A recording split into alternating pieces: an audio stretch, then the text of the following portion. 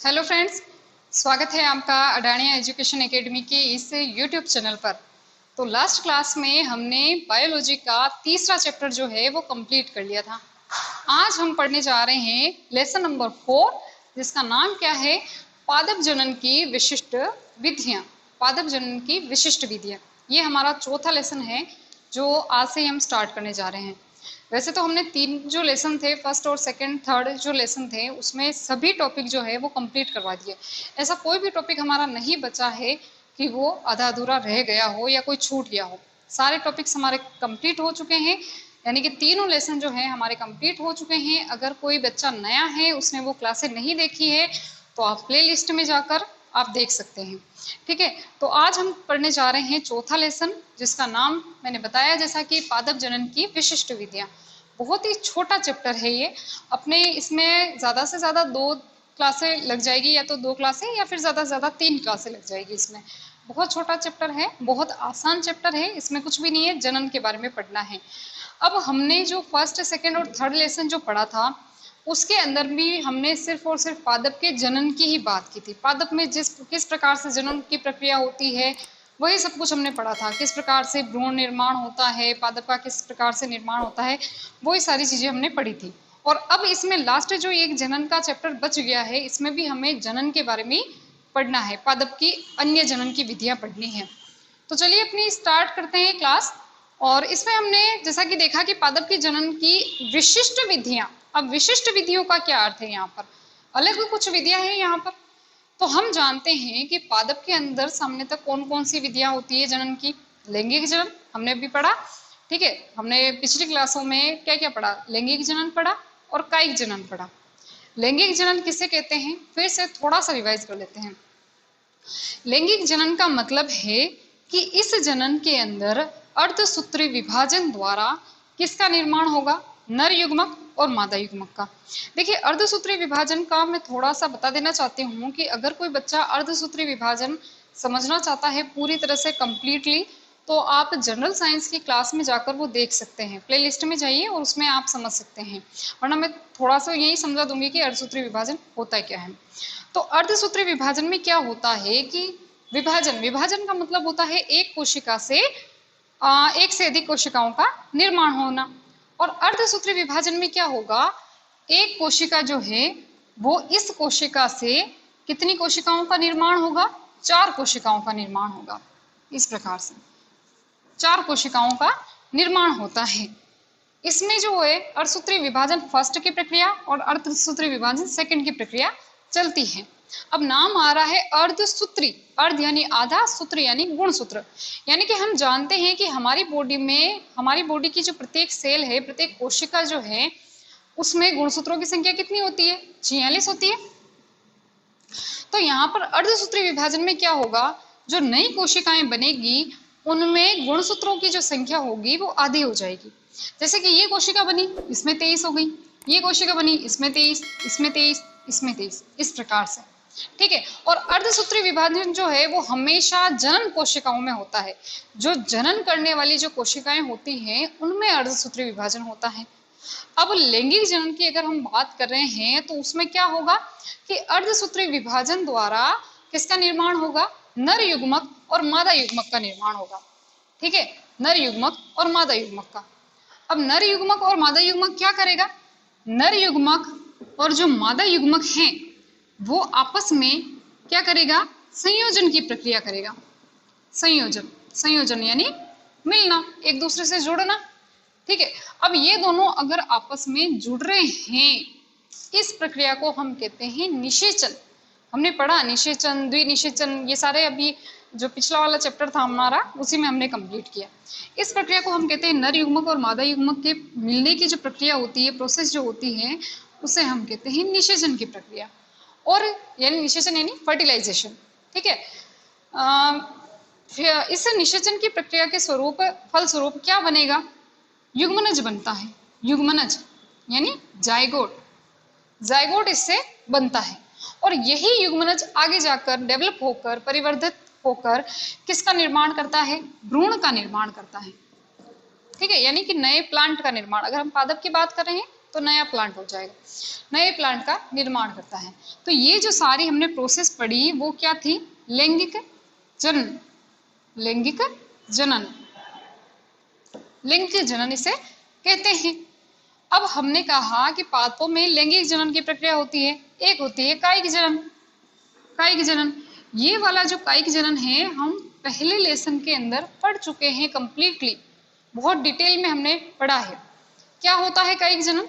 कि पौधा जो है, हम जानते हैं कि पौधा अगर हमें उगाना है तो हमें क्या करना पड़ेगा? बीज बोएंगे, जमीन के अंदर बीज बोएंगे, उससे नया पादप उगेगा। सामान्यतः यही होता है, ठीक है। अब ये जो कायिक जनन है वो पादप के जनन की ऐसी विधि है जिसमें बीज का उपयोग नहीं होता है, बीज का कहीं पे भी उपयोग नहीं होगा। पादप के जो दूसरे पार्ट है, बीज के अलावा पादप के अन्य भाग जैसे जड़, तना, पत्ती या कुछ और, इनका अलावा भी कोई अगर कोई पार्ट है तो उससे अगर नया पादप बन रहा है तो उसे हम कहते हैं कायिक जनन, या इसी कायिक जनन को हम कहते हैं कायिक प्रवर्धन, ठीक है। कायिक प्रवर्धन और कायिक जनन दोनों एक ही बात है।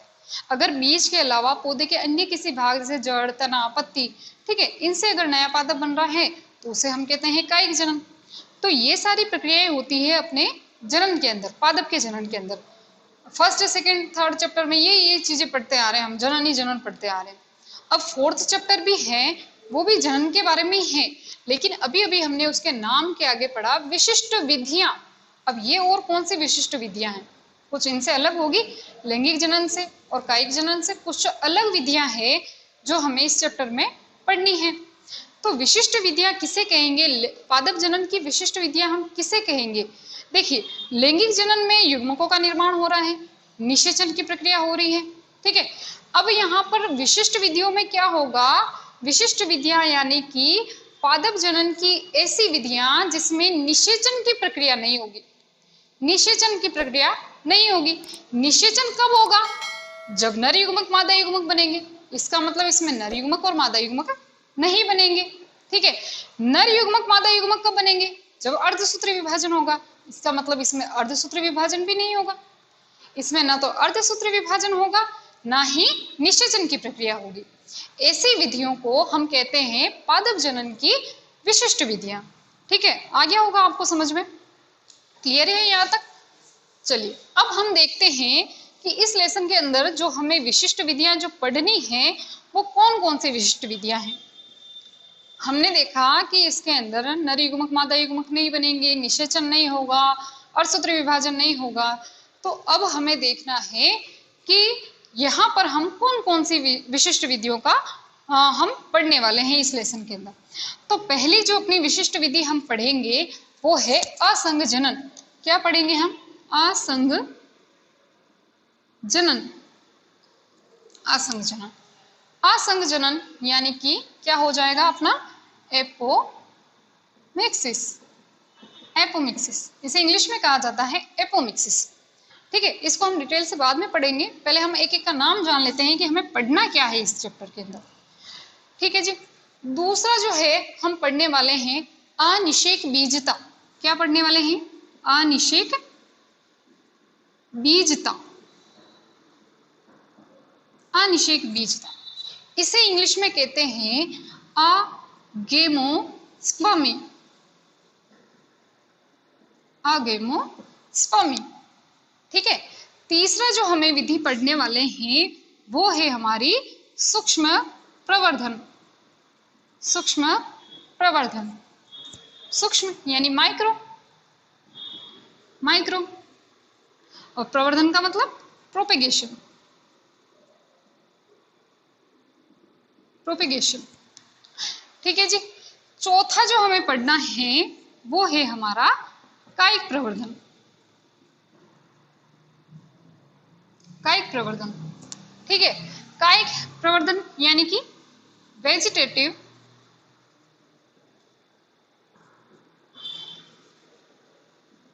प्रोपेगेशन, ठीक है जी। अब देखिए कि यहाँ पर हमें ये चारों विधियों का जो है इसमें पढ़ना है, लेकिन हम कायिक प्रवर्धन जो है वो पहले ही पढ़ चुके हैं फर्स्ट लेसन के अंदर, तो इस विधि को अपन यहाँ पर नहीं पढ़ेंगे। हमें केवल 3 विधियां पढ़नी है इस लेसन के अंदर, वो है असंग जनन, अनिषेक बीजता और सूक्ष्म प्रवर्धन। इनके तीनों के बारे में हमें पढ़ना है इस लेसन के अंदर। चलिए जी, अब हम स्टार्ट करते हैं अपना जो पहला आज की हम टॉपिक पढ़ने जा रहे हैं या पहली विधि जो पढ़ने जा रहे हैं वो है हमारी असंग जनन। असंग जनन इंग्लिश में क्या कहते हैं इसे? असंग जनन को एपोमिक्सिस। एपोमिक्सिस। अब ये होता क्या है असंग जनन या एपोमिक्सिस?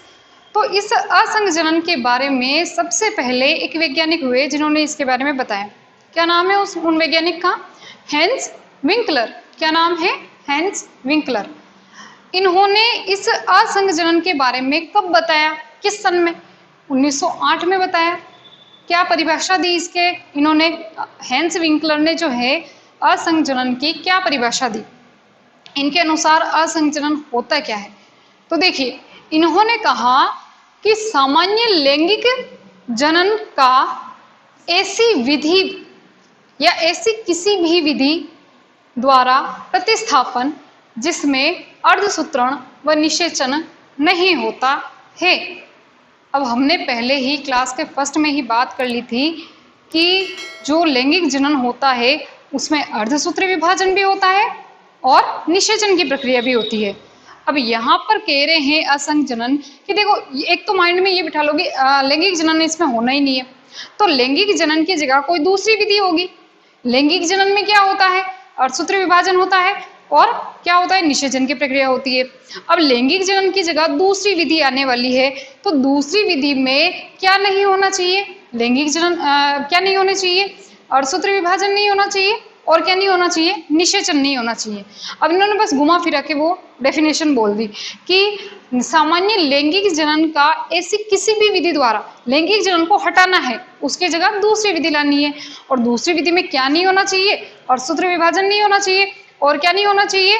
अर्धसूत्री विभाजन और निषेचन की प्रक्रिया नहीं होनी चाहिए। इसको हम कहेंगे असंग जनन। और ये बात सबसे पहले किस वैज्ञानिक ने कही? तो हैंस विंकलर ने कही।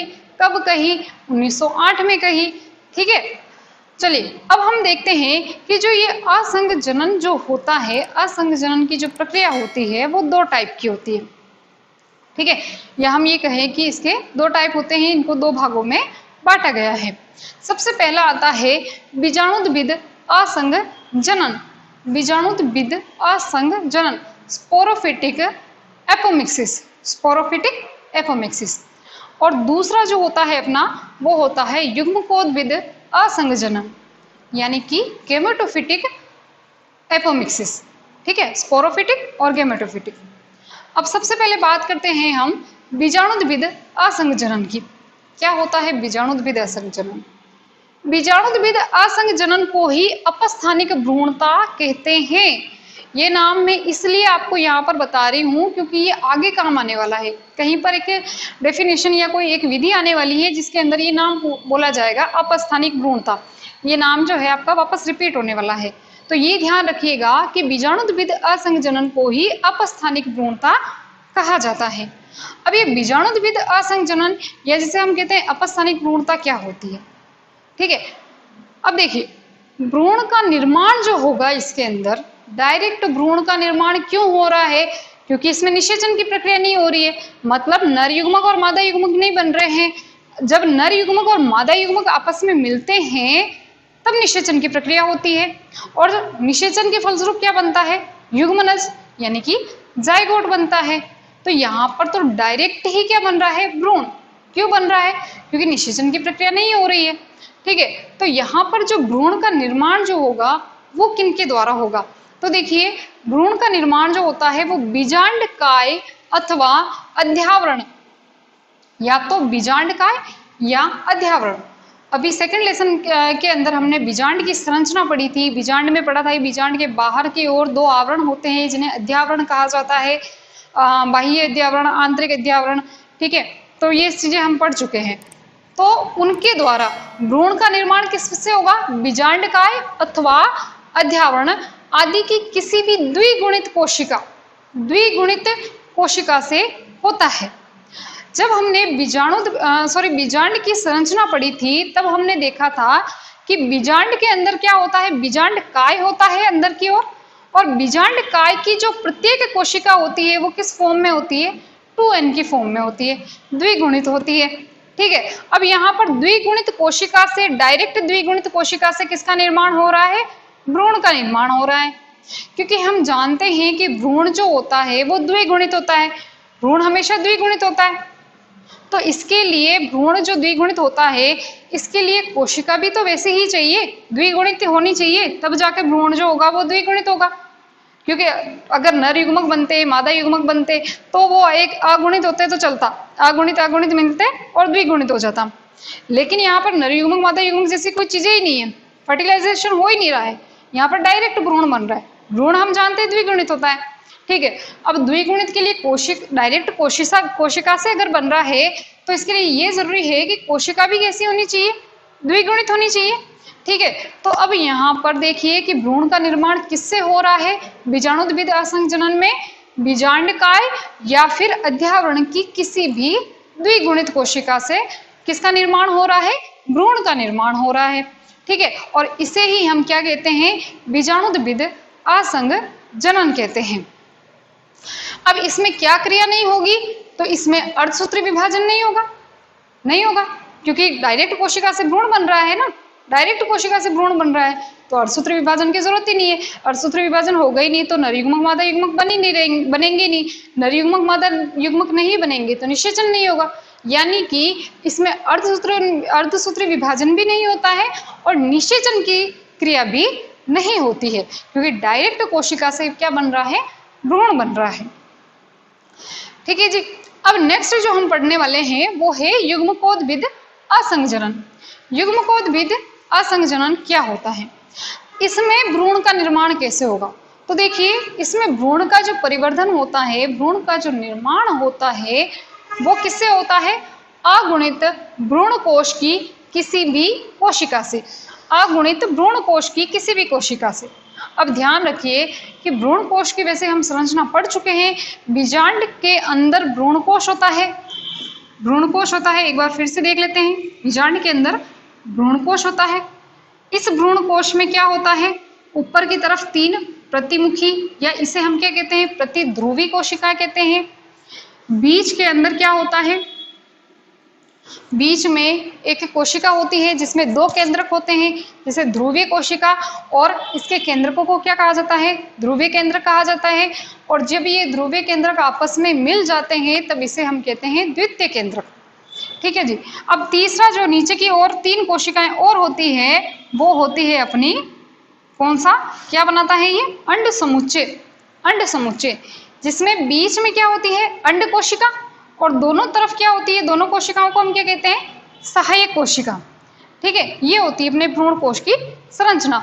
अब यहाँ पर बताया है कि युग्मकोद्भिद असंजनन में क्या होगा, भ्रूण का परिवर्धन जो है वो अगुणित भ्रूण कोश की किसी भी कोशिका से हो जाएगा।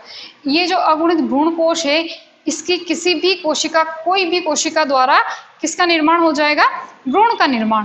अब कोशिकाएं हमें ध्यान है, 7 कोशिका होती है, 3 नीचे 3 ऊपर 1 बीच में। ठीक है, 7 कोशिका होती है, केंद्रक 8 होते हैं, 3 केंद्रक ये, 3 केंद्रक ये और 2 केंद्रक इसके, एक ही कोशिका में 2 केंद्रक होते हैं। अब इसकी किसी भी कोशिका से हो सकता है। ठीक है, तो अब यहाँ पर बनेगी 2 कंडीशन, कैसे, तो देखिए 2 कंडीशन कैसे, कि पहला है अपना, जब भ्रूण का निर्माण अनिषेचित अंड कोशिका से होता है। ये जो अनिषेचित अंड कोशिका है, अनिषेचित अंड कोशिका का मतलब क्या है, यहाँ पर निषेचन नहीं हो रहा है, पहले ही हमने बात कर ली थी।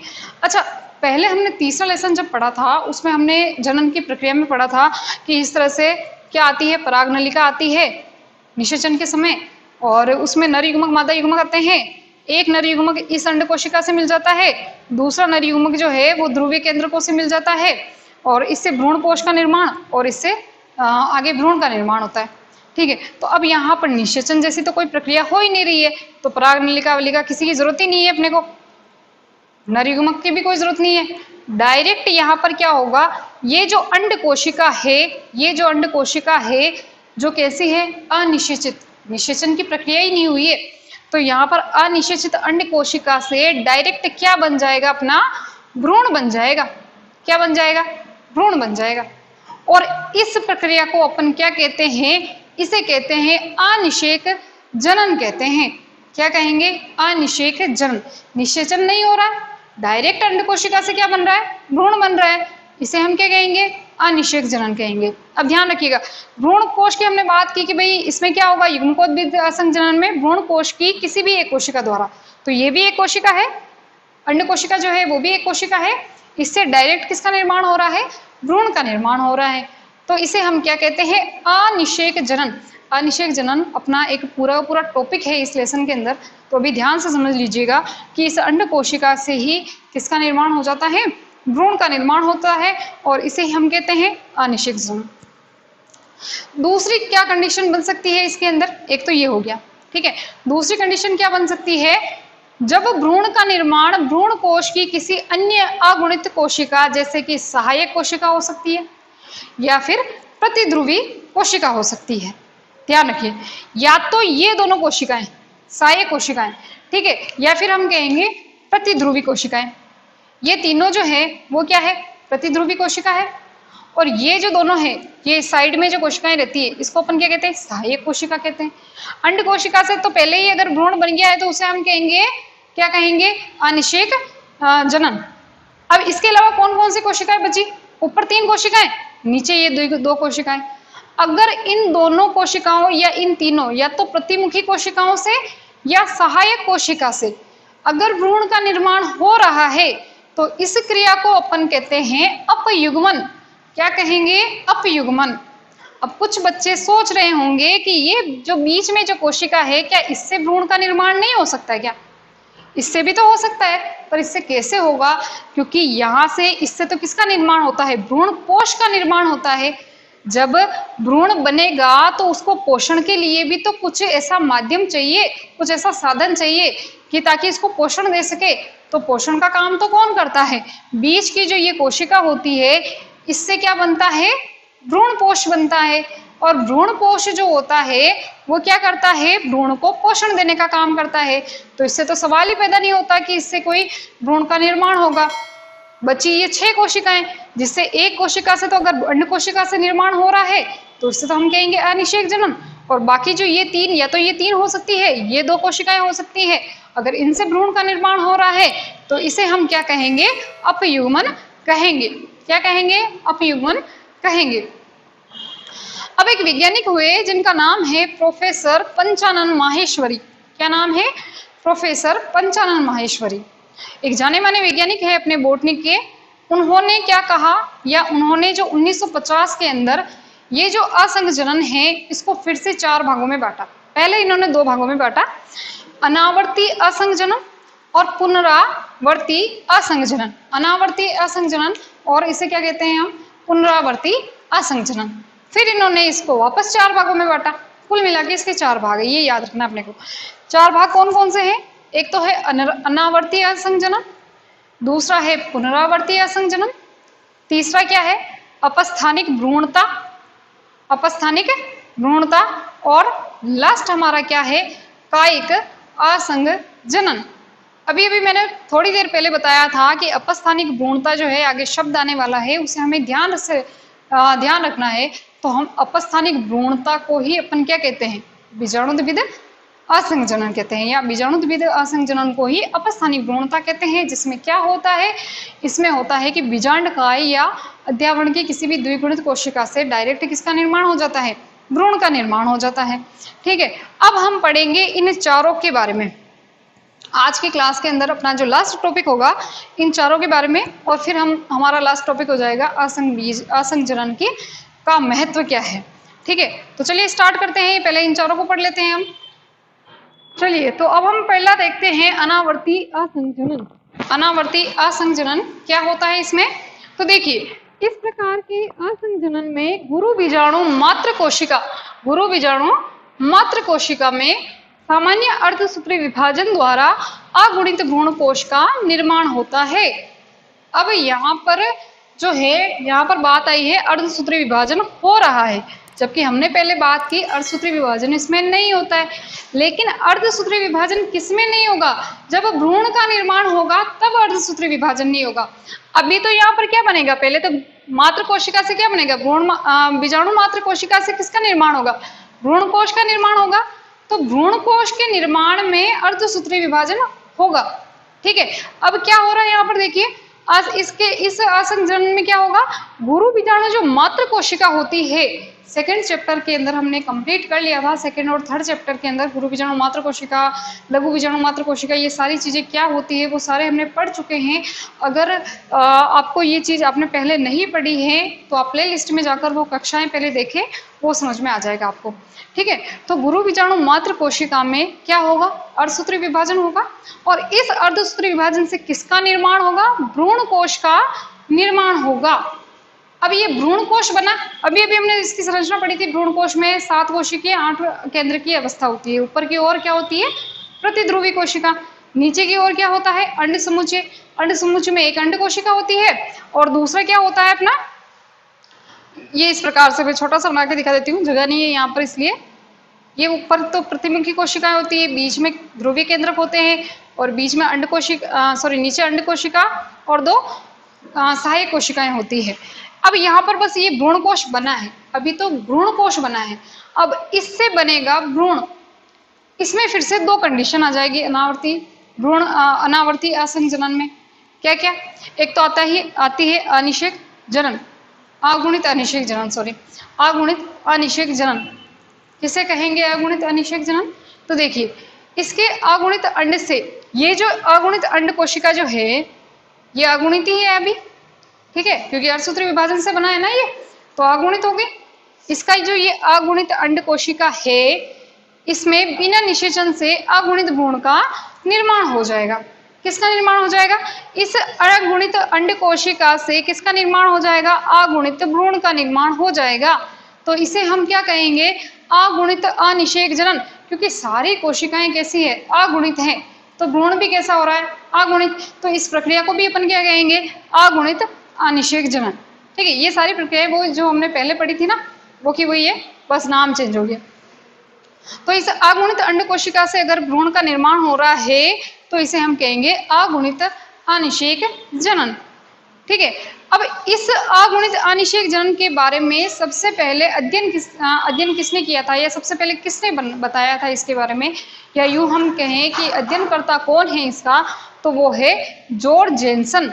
क्या है, जॉर्ज जेन्सन।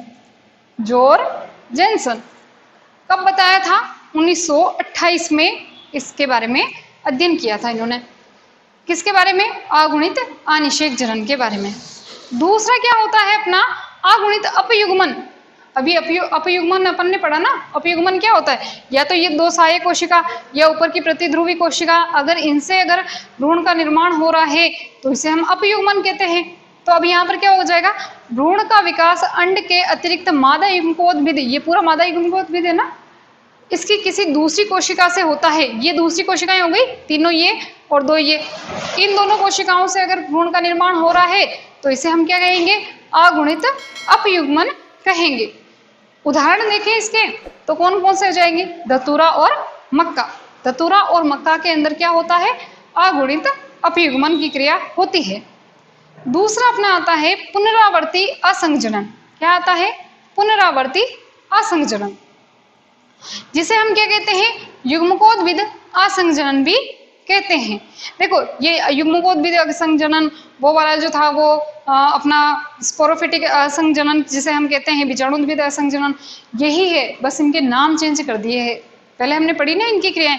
ठीक है, अब इनमें क्या होगा, अर्धसूत्री विभाजन के पूर्ण नहीं होने के कारण, हमने पढ़ा कि भाई अर्धसूत्री विभाजन भ्रूण के निर्माण में नहीं होगा, तो भ्रूण के निर्माण में अर्धसूत्री विभाजन पूरा नहीं होता है, जिसकी वजह से क्या होता है, स्त्री युग्मकोद्भिद में गुणसूत्रों की संख्या मात्र पादप के समान ही होती है। मतलब गुणसूत्र जो है वो बराबर रह जाएंगे। अभी हमने अर्धसूत्री विभाजन की प्रक्रिया में हमने देखा था कि जो अर्धसूत्री विभाजन में क्या होता है, जो नई कोशिकाएं बनती है उनमें गुणसूत्रों की संख्या अपनी मात्र कोशिका से आधी रह जाती है। लेकिन अब इसमें क्या होगा, अर्धसूत्री विभाजन नहीं हो रहा है, इसका मतलब गुणसूत्रों की संख्या क्या होगी, बराबर रहेगी। ठीक है, ये भी फिर से 2 प्रकार का होता है, जनन अपबीजाणुता। देखिए इसमें कुछ नहीं है, सिंपल सा है, बस डेफिनेशन याद करनी है, समझना है और डेफिनेशन इनकी याद करनी है। कोई इतना वो बड़ा पार्ट नहीं है, सिर्फ डेफिनेशन ही आएगी आपके, ज़्यादा कुछ नहीं आने वाला इसमें। तो जनन अपबीजाणुता में क्या होगा, भ्रूण कोश का जो विकास है वो किससे होगा, प्रपस्सु तक की द्विगुणित कोशिकाओं से होता है। ये प्रपस्सु तक जो कोशिकाएं हैं वो भी हमने सेकंड चैप्टर में कंप्लीट कर लिया है, वापस यहाँ पर समझाने का अपन समझ चुके हैं इसको, इसलिए अभी हम नहीं समझेंगे। अभी आपको अगर नहीं समझ में आया है तो आप पहले वाली कक्षाएं देख लीजिए, ठीक है। इसकी प्रपस्सु तक की द्विगुणित कोशिकाओं से किसका निर्माण होता है, भ्रूण कोश का निर्माण होता है, भ्रूण कोश का विकास होता है। तथा भ्रूण कोश, इस भ्रूण कोश से किसका निर्माण होगा, इस भ्रूण कोश की द्विगुणित कोशिका से किसका निर्माण होगा, द्विगुणित भ्रूण का निर्माण होगा। समझिए ध्यान से, भ्रूण, पहले तो भ्रूण कोश बनेगा, किससे बनेगा, प्रपस्सु तक की द्विगुणित कोशिका से बनेगा, ठीक है। भ्रूण कोश बन गया, द्विगुणित बन गया। अब इस द्विगुणित भ्रूण कोश से किसका निर्माण होगा, द्विगुणित भ्रूण का निर्माण होगा, और जिसे हम क्या कहते हैं, जनन अपबीजाणुता कहते हैं। नेक्स्ट अपना आता है कायिक अपबीजाणुता। क्या आएगा, कायिक अपबीजाणुता। इसमें क्या होगा कि भ्रूण कोश का जो निर्माण है वो कहाँ से होगा, बीजांडकाय अथवा अध्यावरण। अभी अभी हमने पहले भी पढ़ा, जो बीजांडकाय होता है उसकी कोशिकाएं द्विगुणित होती है, या उसके जो चारों तरफ अध्यावरण है उसकी भी कोशिकाएं जो होगी वो द्विगुणित होगी। अध्यावरण की द्विगुणित कोशिकाओं से होता है। भ्रूण कोश का निर्माण किससे होगा, या तो बीजांडकाय या अध्यावरण की द्विगुणित कोशिका से होगा, ठीक है। और फिर इस द्विगुणित कोशिका या इस द्विगुणित भ्रूण कोश से फिर किसका निर्माण हो जाएगा, अपना निर्माण हो जाएगा, द्विगुणित भ्रूण का निर्माण हो जाएगा, ठीक है।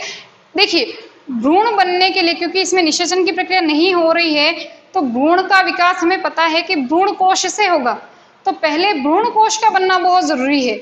और इसमें सिर्फ आपको ये ध्यान रखना है कि भ्रूण कोश का किन किन चीजों से निर्माण हो रहा है, बाकी तो हमें पता है कि भ्रूण कोश के बाद में भ्रूण का निर्माण ही होना है, ठीक है। तो ये हमने बात की अभी अनावर्ती असंजनन, पुनरावर्ती असंजनन की। अब हम इसके नेक्स्ट आगे देखते हैं जी। अब हम आज का जो लास्ट टॉपिक है हमारा आज, तो वो स्टार्ट करते हैं।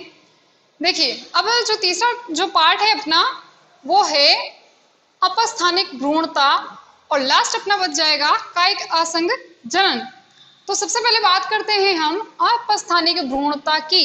अपस्थानिक भ्रूणता को हम क्या कहते हैं, और बीजाणुत्विद असंजनन, बीजाणुत्विद असंजनन। 3 बार तो पढ़ लिया, अभी ये तीसरा टाइम हो गया इसको, ठीक है। अपस्थानिक भ्रूणता जिसे हम बीजाणुत्विद असंजनन भी कहते हैं। अब इसमें भ्रूण का निर्माण जो होगा वो किससे होगा, तो भ्रूण का निर्माण इसमें बीजांडकाय या अध्यावरण की कोशिका से होता है।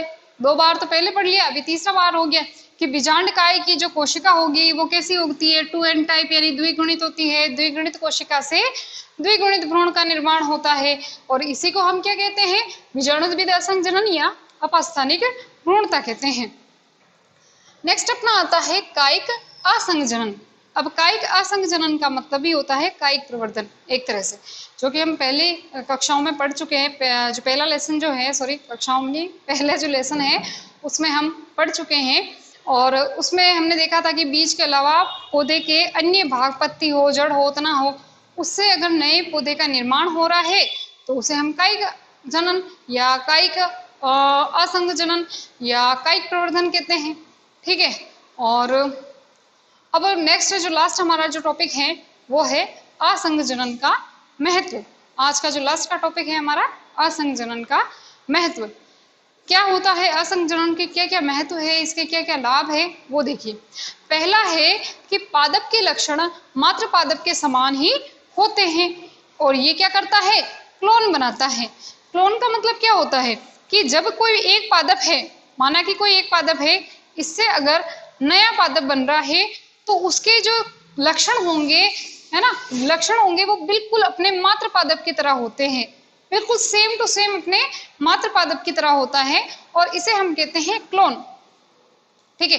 तो जो नया पादप होगा उसके लक्षण जो होंगे, चाहे जनन लक्षण हो या कैसे भी जो भी लक्षण होंगे, तो वो बिल्कुल कैसे होंगे, अपने मात्र कोशिका या फिर हमने मात्र पादप के समान होते हैं, और इससे ये क्या बनाता है, क्लोन बनाता है। क्यों बिल्कुल समान होते हैं, क्योंकि इसमें एक ही कोशिका से नया पादप बन रहा है। कोई 2 कोशिकाएं तो दो नर युग्मक मादा युग्मक तो मिल नहीं रहे हैं कि दोनों माता पिता के गुण आ जाएंगे, जब बच्चे का जन्म होता है तो उसमें क्या होता है कि एक तो अंड और एक होता है शुक्राणु, जब मिलते हैं तब बच्चा बनता है, मतलब भ्रूण का निर्माण होता है, भ्रूण से नए बच्चे का जन्म होता है। तो उसके अंदर माता पिता दोनों के गुण आ जाते हैं। अब यहाँ पर तो निषेचन की प्रक्रिया हो ही नहीं रही है, डायरेक्ट कोशिका से क्या बन रहा है, भ्रूण बन रहा है। तो इसमें क्या होगा, जो नया पादप बनेगा उसके जो लक्षण होंगे, उसकी जो समानताएं होंगी वो बिल्कुल बिल्कुल अपने पेरेंटल प्लांट की बिल्कुल सेम होगा। ठीक है। दूसरा है कि पादप में नए लक्षणों का विकास नहीं होता है।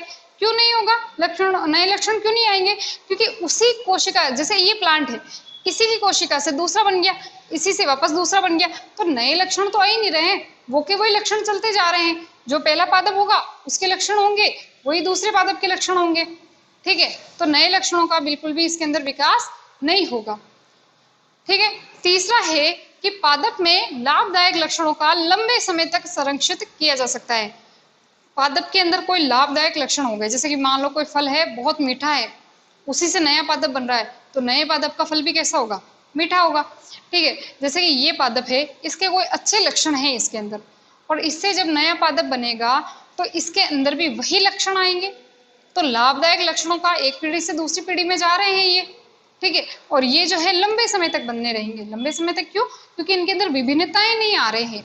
विभिन्नता मतलब दूसरा कोई नर युग्मक नहीं आया, पहला कोई मादा युग्मक नहीं आया, वो नहीं मिल रहे हैं, तो दोनों के लक्षण नहीं आ रहे, एक ही लक्षण है जो पीढ़ी दर पीढ़ी, इससे वापस तीसरा, तीसरे से चौथा, इस तरह से चलते जाएंगे, और ये लाभदायक लक्षण जो है वो लंबे टाइम तक एक दूसरे पौधे में संचारित होते जाएंगे। लास्ट अपना है कि इससे संकर बीजों का उत्पादन आसानी से किया जा सकता है। संकर बीज का मतलब क्या होता है, संकर का मतलब क्या होता है, दो नस्लों को आपस में मिलाकर एक नई नस्ल बनाना। ठीक है। तो अब इसमें सिर्फ एक ही लक्षण है, तो दूसरे लक्षणों को अगर अपन डालेंगे तो ये आसानी से एक नया संकर पौधा बना देगा। तो इस तरह से ये होते हैं अपने असंजनन के महत्व। ठीक है। तो आज की अपनी जो क्लास है वो यहीं तक है, और इसके अंदर जो भी आपके कोई भी टॉपिक अगर आज हमने क्लियर करा हो, या पहले के जो भी 3 लेसन पढ़े हमने, उसमें अगर आपको कोई भी तकलीफ हो, कोई भी परेशानी हो, वैसे तो हमने बहुत अच्छे से क्लियर किया है, फिर भी अगर कोई चीज़ आपको समझ में नहीं आई हो तो आप कमेंट बॉक्स में ज़रूर लिखें, उसका आंसर मैं ज़रूर दूंगी। जब भी चेक करूँगी मैं कोशिश करूँगी कि उसका आंसर आपको क्लियरली दे पाऊँ। और अगर आपको ये क्लासें अच्छी लग रही है तो अपने दोस्तों के साथ शेयर करें, लाइक करें और सब्सक्राइब करें। अगर नए स्टूडेंट्स हैं, कोई बीच में से इसी क्लास से शुरू किया है, तो वो भी क्या करें, प्लेलिस्ट में जाएं और बाकी के जो भी 3 लेसन हैं आपके वो सीरीज वाइज दे रखे हैं, उनको ज़रूर पढ़ें। Thank you.